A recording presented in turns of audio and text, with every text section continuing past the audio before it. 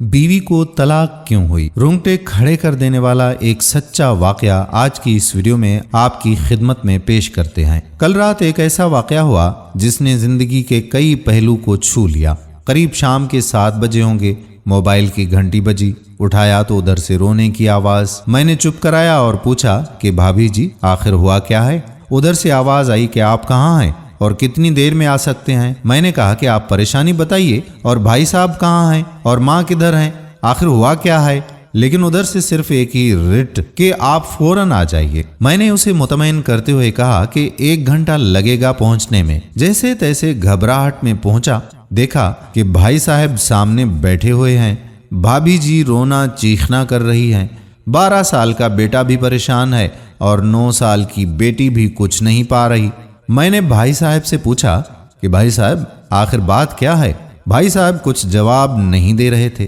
फिर भाभी जी ने कहा कि ये देखिए तलाक के कागजात कोर्ट से तैयार करवा कर ले आए हैं, मुझे तलाक देना चाहते हैं। मैंने पूछा कि ये कैसे हो सकता है? इतनी अच्छी फैमिली है, 2 बच्चे हैं, सब कुछ सेटल्ड है। पहली नजर में मुझे लगा कि ये मजाक है, लेकिन मैंने बच्चों से पूछा कि दादी किधर हैं? तो बच्चों ने बताया कि पापा उन्हें 3 दिन पहले ओल्ड एज होम में शिफ्ट करके आए हैं। मैंने नौकर से कहा कि मुझे और भाई साहब को चाय पिलाओ। कुछ ही देर में चाय आई। भाई साहब को मैंने बहुत कोशिश की चाय पिलाने की, मगर उन्होंने नहीं पिया और कुछ ही देर में वो मासूम बच्चे की तरह फूट फूट कर रोने लगे और बोले, मैंने 3 दिनों से कुछ भी नहीं खाया है। मैं अपनी 61 साल की माँ को कुछ लोगों के हवाले करके आया हूँ। पिछले साल से मेरे घर में माँ के लिए इतनी मुसीबतें हो गईं कि बीवी ने कसम खा ली कि मैं माँ जी का ध्यान नहीं रख सकती।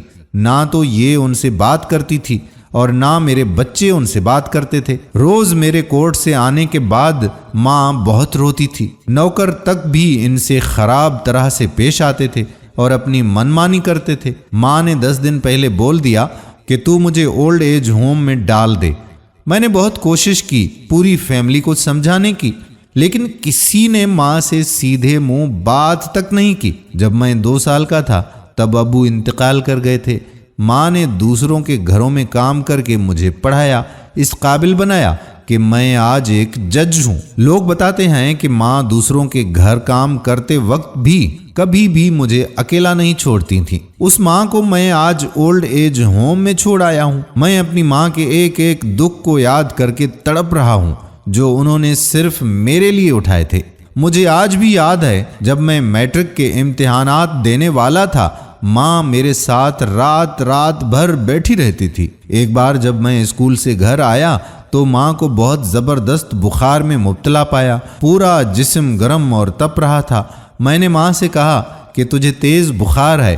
तब माँ हंसते हुए बोली, अभी खाना बनाकर आई हूँ इसलिए गर्म हूँ। लोगों से उधार मांग कर यूनिवर्सिटी से मुझे LLB तक पढ़ाया। मुझे ट्यूशन तक नहीं पढ़ाने देती थी, कहीं मेरा वक्त बर्बाद ना हो जाए। ये कहते कहते रोने लगे और कहने लगे कि जब ऐसी माँ के हम नहीं हो सके तो अपने बीवी और बच्चों के क्या होंगे? हम जिनके जिस्म के टुकड़े हैं, आज हम उनको ऐसे लोगों के हवाले करके आए हैं जो उनके आदत, उनकी बीमारी, उनके बारे में कुछ भी नहीं जानते। जब मैं ऐसी माँ के लिए कुछ भी नहीं कर सकता तो मैं किसी और के लिए भला क्या कर सकता हूँ? आज़ादी अगर इतनी प्यारी है और माँ इतनी बोझ है तो मैं पूरी आज़ादी देना चाहता हूँ। जब मैं बगैर बाप के पल गया तो ये बच्चे भी पल जाएंगे, इसीलिए मैं तलाक देना चाहता हूँ। सारी प्रॉपर्टी मैं इन लोगों के हवाले करके उस ओल्ड एज होम में रहूंगा। वहाँ कम से कम माँ के साथ रह तो सकता हूँ ना। और अगर इतना सब कुछ करने के बावजूद माँ आश्रम में रहने के लिए मजबूर है तो एक दिन मुझे भी आखिर जाना ही पड़ेगा। माँ के साथ रहते रहते आदत भी हो जाएगी। माँ की तरह तकलीफ तो नहीं होगी। जितना बोलते उससे भी ज्यादा वो रो रहे थे। इस दरमियान रात के 12:30 हो गए थे। मैंने भाभी जी के चेहरे को देखा।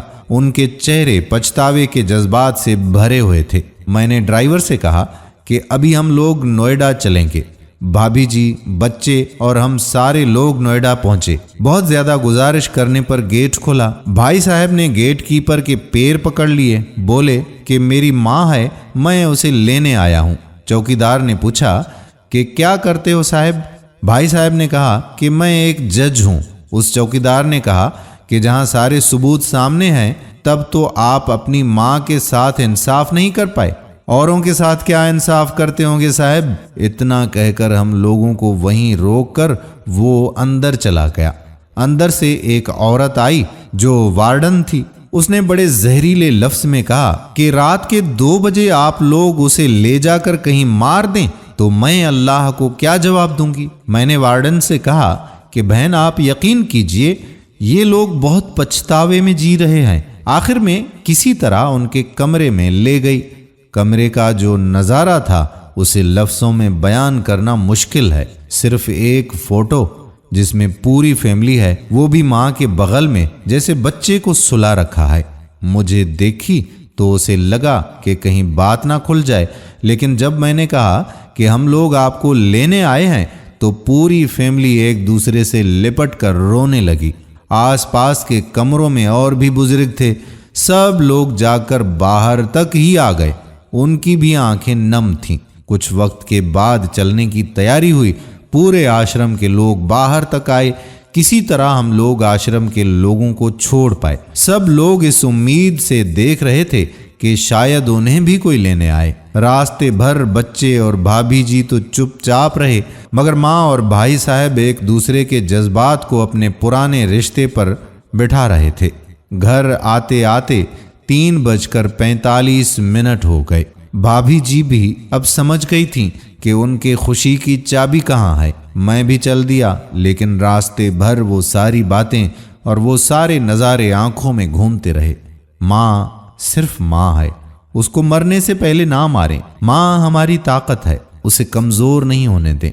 अगर वो कमज़ोर हो गई तो सकाफत की रीढ़ कमज़ोर हो जाएगी, और बिना रीढ़ का समाज कैसा होता है ये किसी से छुपा हुआ नहीं है। अगर आपके पास या रिश्तेदारों में इस तरह का कोई मसला हो तो उन्हें ये वीडियो ज़रूर दिखाएं और अच्छी तरह से उन्हें समझाएं। कुछ भी करें, लेकिन हमें जन्म देने वाली माँ को बेघर नहीं करना चाहिए, बेसहारा नहीं होने दें। अगर माँ की आंख से आंसू गिर गए तो ये कर्ज कई सालों तक रहेगा। यकीन माने कि सब होगा तुम्हारे पास, लेकिन सुकून नहीं होगा। सुकून सिर्फ माँ के आंचल में होता है। उस आंचल को बिखरने मत देना। दोस्तों, दिल को छू लेने वाली दास्तान को आपने खुद सुना और अपने बच्चों को भी इसे सुनाएं ताकि उन्हें भी इबरत हासिल हो। उम्मीद करते हैं कि ये वीडियो आप शेयर ज़रूर करेंगे। आने वाली वीडियो तक अपने मेज़बान कादिर बख्श कल्होड़ो को इजाज़त दीजिए। अल्लाह हाफिज़।